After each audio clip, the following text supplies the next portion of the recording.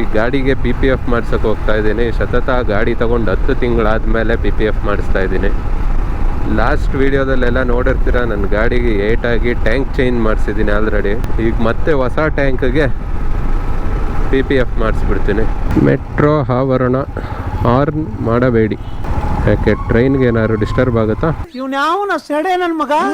ನಮ್ಮ ಫ್ರೆಂಡ್ದು ಒಂದು ಗಾಡಿ ಇದೆ, ಒಂದು ಹೊಸ್ದಾಗಿ ತೊಗೊಂಡಿದ್ದಾನೆ, ಹಿಮಾಲಯನ್ 450. ಸೊ ಅವನದು PPF ಮಾಡಿಸ್ತಾ ಇದ್ದೀವಿ ಇವತ್ತು. ಇಬ್ಬರದು ಒಟ್ಟಿಗೆ PPF ಮಾಡಿಸೋಣ ಅಂತ ಹೋಗ್ತಾ ಇದ್ದೀವಿ.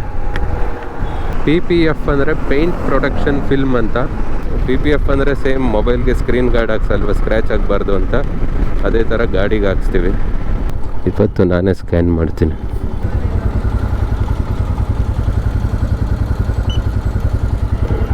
ಇಲ್ಲೆಲ್ಲ ನಮ್ಮದೇ ಸೆಲ್ಫ್ ಸರ್ವಿಸ್. ಈ ಥರದ್ದು ಮಾಡ್ಲು ಕರ್ನಾಟಕದಲ್ಲಿ ಒಬ್ಬರೇನೋ, ನಿಮ್ಮ ಜೊತೆಗಾರ ಯಾರು ಅವರಪ್ಪ? ಇದೊಂದೇ ಮಾಸ್ಟರ್ ಪೀಸ್. ಈ ವಿಜಯನಗರದಲ್ಲಿ ಬೇಜಾನ್ KPSC UPSC ಕೋಚಿಂಗ್ ಸೆಂಟರ್ಸ್, ಬೆಂಗಳೂರದೆಲ್ಲ ಆಲ್ಮೋಸ್ಟ್ ಇಲ್ಲೇ ಇದೆ. ಕರ್ನಾಟಕದ ಎಲ್ಲ ಮೂಲೆಗಳಿಂದ ಸ್ಟೂಡೆಂಟ್ಸ್ ಬಂದು ಇಲ್ಲಿ ಸ್ಟೇ ಆಗಿ, PGಲಿ ಸ್ಟೇ ಆಗಿ, ಡೆಡಿಕೇಶನ್ ಇಟ್ಟು ಕೋಚಿಂಗ್ ಕ್ಲಾಸ್ಗೆ ಹೋಗಿ ಬೆಳಗ್ಗೆ ಎದ್ದು ಹಗಲು ರಾತ್ರಿ ಅನ್ನೋದೆಲ್ಲ ನೋಡಿದೆ. ಎಕ್ಸಾಮ್ಗೆ ಪ್ರಿಪೇರ್ ಆಗಿ ಎಕ್ಸಾಮ್ ಬರೀತಾರೆ. ಬಟ್ ನಮಗೆ ಗೌರ್ಮೆಂಟ್ ಏನು ಮಾಡುತ್ತೆ ಅಂತಂದರೆ ಎಕ್ಸಾಮ್ನೇ ಸ್ಕ್ಯಾಮ್ ಮಾಡಿಬಿಡ್ತಾರೆ. ಏನು ಹೇಳ್ತಿದ್ದೀರಾ ನೀವು? ಇರೋ ಸತ್ಯ ರೀ, ಇರೋ ಕಥೆ ರೀ, ಅದೇ ಬರೋಬ್ಬರಿ ರೀ.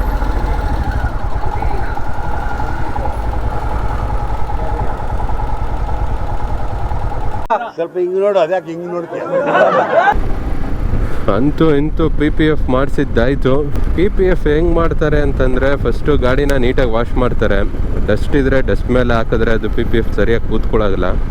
ಸೊ ಅದಕ್ಕೋಸ್ಕರ ಗಾಡಿನ ನೀಟಾಗಿ ವಾಶ್ ಮಾಡಿ, ಎಡ್ಜಸ್ ಎಲ್ಲ ಕೆಮಿಕಲಲ್ಲಿ ಕ್ಲೀನ್ ಮಾಡಿ, ಒಂಚೂರು ಡಸ್ಟ್ ಇಲ್ದಂಗೆ ಕ್ಲೀನ್ ಮಾಡಿ, ಸ್ಕ್ರ್ಯಾಚಸ್ ಏನಾದರೂ ಇದ್ದರೆ ಬಫಿಂಗ್ ಮಾಡ್ತಾರೆ.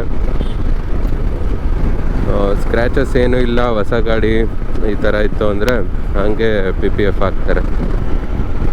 ಸೊ ಇದು PPF ಮಾಡಿರೋಂಥ ಮೆಟೀರಿಯಲ್ ಬಂದು ಪಾಲಿಯೂರಿಥಿನ್. ನೀವು ಅದೇ JC ರೋಡ್ಗೆ ಹೋದರೆ ನಾರ್ಮಲ್ ಪ್ಲ್ಯಾಸ್ಟಿಕ್ ಹಾಕ್ಬಿಟ್ಟು PPF ಅಂತಂತಾರೆ. ಅದನ್ನು ಹೀಟ್ ಮಾಡಿ ಪ್ಲ್ಯಾಸ್ಟಿಕ್ನ ಹಾಕ್ಬಿಡ್ತಾರೆ. ಬಟ್ ರಿಮೂವ್ ಮಾಡೋಕ್ಕೆ ಹೋದರೆ ಪೇಂಟ್ ಎಲ್ಲ ಕಿತ್ಕೊಂಬರುತ್ತೆ. ಬಾನೆಟ್ ಆ್ಯಂಡ್ ಸ್ಪೋಕ್ಸಲ್ಲಿ ಹಾಕೋ PPF ಬಂದು ಆವ್ರಿ ಡೆನಿಸನ್ ಬ್ರ್ಯಾಂಡು.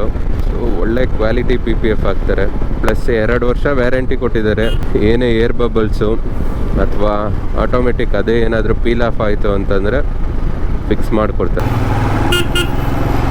ಈ ಬಸ್ಸವ್ರು ಈ ಸಿಗ್ನಲಲ್ಲೇ ಬಸ್ ಸ್ಟ್ಯಾಂಡ್ ಮಾಡಿಕೊಂಡು ಅಲ್ಲೇ ನಿಲ್ಲಿಸ್ಕೊಳ್ತಾರೆ. ಹೋಗಪ್ಪ, ಒಂಚೂರು ಕಾಮನ್ ಸೆನ್ಸ್ ಇಲ್ಲ. ನಮ್ಮ ಕಿತ್ತಾಡಿ ಕಿರಣ್ ಅವರು ಆನ್ಲೈನ್ ಬೆಟ್ಟಿಂಗ್ ಆ್ಯಪ್ ಬ್ಯಾನ್ ಮಾಡಬೇಕು ಅಂತ ಅಭಿಯಾನಗಳು ಮಾಡ್ತಾರೆ. ಸೊ ನನಗೆ ಆನ್ಲೈನ್ ಬೆಟ್ಟಿಂಗ್ ಆ್ಯಪಿಂದ ಇಷ್ಟೊಂದು ಎಫೆಕ್ಟ್ ಆಗುತ್ತೆ ಜನಗಳಿಗೆ ಅಂತ ಗೊತ್ತಿರಲಿಲ್ಲ. ಈಗ ರೀಸೆಂಟಾಗಿ ಒಂದು ಇನ್ಸಿಡೆಂಟ್ ಆಯಿತು. ನಮ್ಮ ಬಿಡದಿಯಲ್ಲಿ ಒಬ್ಬರು ಸೂಸೈಡ್ ಮಾಡಿಕೊಂಡ್ರು. ಈ ಆನ್ಲೈನ್ ರಮ್ಮಿ ಆಡಿ ತುಂಬ ದುಡ್ಡು ಕಳ್ಕೊಂಡು ಸಾಲ ಮಾಡಿ. ಅವರು ಡಾಕ್ಟರ್ MBBS ಓದಿದ್ದಾರೆ. MBBS ಓದಿ ಎಜುಕೇಟೆಡ್ ಆಗಿದ್ದುಕೊಂಡೇ ಈ ಥರ ಆನ್ಲೈನಲ್ಲಿ ರಮ್ಮಿ ಆಡಿ ಸಾಲ ಮಾಡ್ಕೊಂಡು ಸೂಸೈಡ್ ಮಾಡ್ಕೊಳ್ಳೋ ಪರಿಸ್ಥಿತಿಗೆ ಬಂದೈತೆ. ಅಂದರೆ ಆನ್ಲೈನ್ ಬೆಟ್ಟಿಂಗ್ ಆ್ಯಪಿಂದ ಎಷ್ಟು ಪರಿಣಾಮ ಬೀರ್ತೈತೆ ಅಂತಂತ ಇವಾಗ ಗೊತ್ತಾಗ್ತೈತೆ. ದೇವರು ಆದಷ್ಟು ಬೇಗ ಒಳ್ಳೊಳ್ಳೆ ಜ್ಞಾನ ಕೊಟ್ಟು ಈ ಒಂದು ಆನ್ಲೈನ್ ಬೆಟ್ಟಿಂಗ್ ಆ್ಯಪ್ ಅನ್ನೋದೇನಿರುತ್ತೋ ಅದೆಲ್ಲನೂ ಕೂಡ ನಮ್ಮ ಕರ್ನಾಟಕದಲ್ಲಿ ಬ್ಯಾನ್ ಮಾಡಿ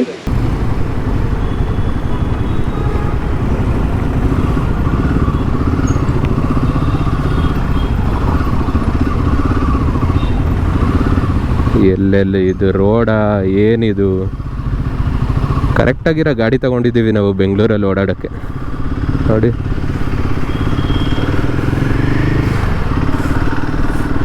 ಆ್ಯಕ್ಚುಲಿ ಸಿಟಿಗೆ ಆ್ಯಕ್ಟಿವಾ ಸ್ಕೂಟ್ರ್ ತೊಗೊಬಾರ್ದು, ಹಿಮಾಲಯನ್ ಆಫ್ ರೋಡ್ ಗಾಡಿ ತೊಗೊಬೇಕು ಬೆಂಗಳೂರಲ್ಲಿ ಓಡಾಡೋದಕ್ಕೆ, ಇಂಥ ರೋಡ್ ಇರೋದಕ್ಕೆ. ಹಿಂಗೆ ಆಫ್ ರೋಡ್ ಮಾಡ್ಕೊಂಡು ಈಸಿಯಾಗಿ ಬರ್ಬೋದು.